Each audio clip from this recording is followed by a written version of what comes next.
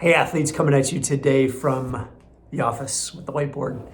And I need to get a better tripod here so it sits up a little bit higher. But I want to talk about today, how can we change ourselves? How can we make a change? How can we get a specific result that we want without just relying on willpower? Right? Because I think a lot of us, we just gotta be more disciplined. We just gotta have more willpower. And this is kind of like, if you've ever read David Goggins' book or you know who David Goggins is, that's kind of like his thing. He's like, either you're in it or you're a loser, right? And he's got that thing, and we all and I think it's a little bit damaging because it sends this message that if we can't sustain some sort of if we don't have willpower, if we don't have enough willpower, we're just failures. But I believe it's way more than willpower. We've got to dig deeper than that, because willpower is not going to get you there. Willpower is a fatigable system. It fatigues. It doesn't last. Even the hardest individuals, even the person like David Goggins, he's not relying on willpower. It's not about his willpower. It's something deeper than that. And that's where we get into true behavior change, because as we know, the only way that we can make a change in ourselves, the only way that we can get a new result, the only way that we can get rid of the 25 pounds of extra body fat that's sitting right in the center, driving us insane, is to create some new habits, to create some new behaviors, right? It's the only way. Okay, but let's talk about this a little bit more. And I'm actually going to get on the whiteboard here so you can see what I'm talking about. So let's get this out of the way. I'm going to draw this triangle, okay? And we're going to draw a triangle, and at the top of the triangle is going to be the result, right?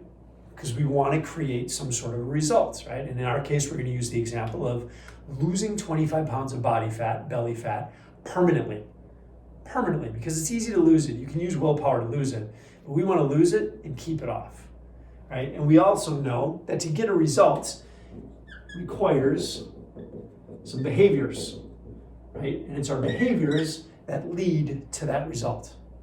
If I sit after a hard day's work, if I sit on the couch and I eat chips, the result is going to be, there's going to be some sort of body fat accumulation, right? So 100% behaviors or habits, however you want to call this, right? Kind of same thing. I consider them to be the same thing. Habits are just like behaviors that are done over and over again. There's like a pattern, right? So our habits, our behaviors lead to result. And then what happens, willpower, as you already know, sorry, the heating system is really loud here. That's what that noise is. But we know that we could just change behaviors by using willpower. But the problem with willpower, if this is willpower on this side of the graph, and this is time, what happens to willpower over time is it starts to diminish, it starts to go away, right? That's why willpower, when associated with changing habits, doesn't work. 100% of the time, the willpower drops off, goes away. There's got to be something else here, right? There has to be some other things. There's got to be something deeper. David Goggins is not relying on willpower. He's got something else going for him. You want to know what that is? Let's make this bigger.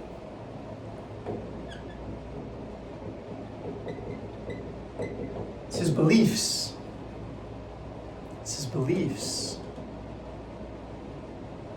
His beliefs are different than yours. Right? Your beliefs are what drive your actions. They drive your behaviors.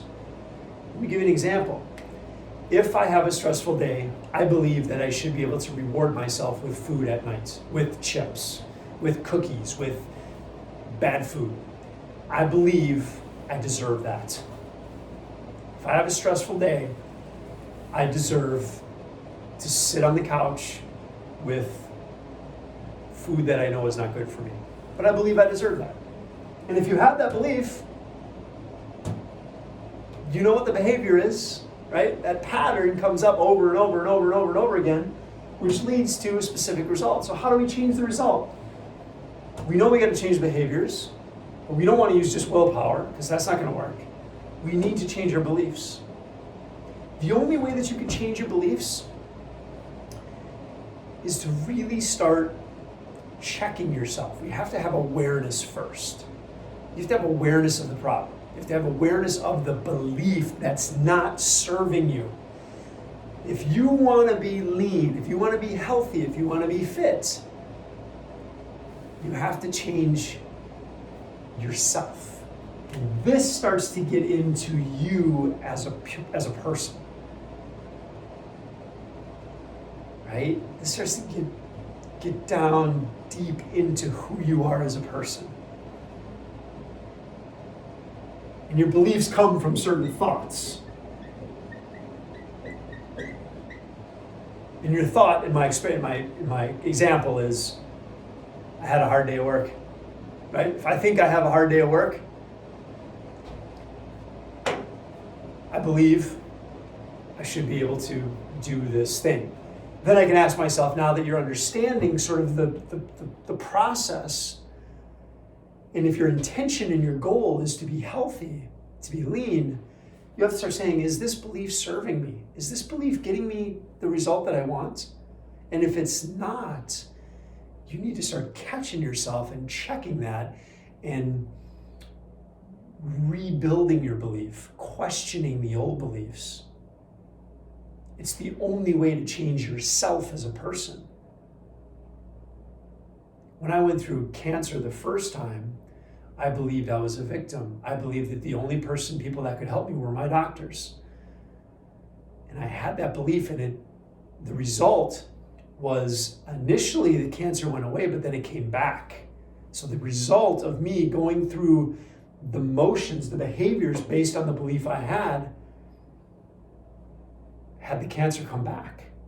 The second time it came back, I said, my thought is, oh my goodness, the cancer's back. I believe that it's my responsibility to take care of myself and to get myself healthy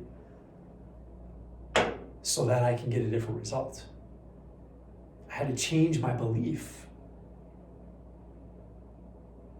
Right? Like, it's so much deeper. Right? I had to change a belief around myself. My thought was, I have cancer. I believe I'm going to die. Is that serving? No, it's not serving. I have cancer. I believe that I need to get myself as healthy as possible so that I don't have cancer. I believe I need to be the healthiest person on the planet to eliminate my cancer. And then guess what my actions look like? If I have that belief, what do my actions look like? Every single behavior, every single action, every single habit that I built was based around that belief of I'm going to be the healthiest motherfucker on this planet. Guess what? These behaviors have stuck with me because the belief's never gone away, because I know what happens if my belief goes a different direction and it's not centered around health and being the healthiest version of myself. My behaviors are going to go all over the place. There's just nothing to rein them in. There's nothing to keep them in check. Right? We have to have some beliefs, and we have to have beliefs that serve us. If your beliefs do not serve your intentions, you can't change your result. You can try to change your habits, which is what most programs will try to get you to do. They're going to try to get you to change your behaviors. Well, you just have to change your habits. Well, there's truth to that, but when you're just relying on willpower, it doesn't work. It doesn't work. I promise you. I don't know what the time frame is. Like, that's the variable, right? I don't know what it is. Some people can last longer than others, but 100% of the time, if you're just relying on grit and willpower, it doesn't work. It doesn't work. You've got to dig into your beliefs. You have to change who you are as a person in order to get a different result and sustain a different result. You know, we want results. We want results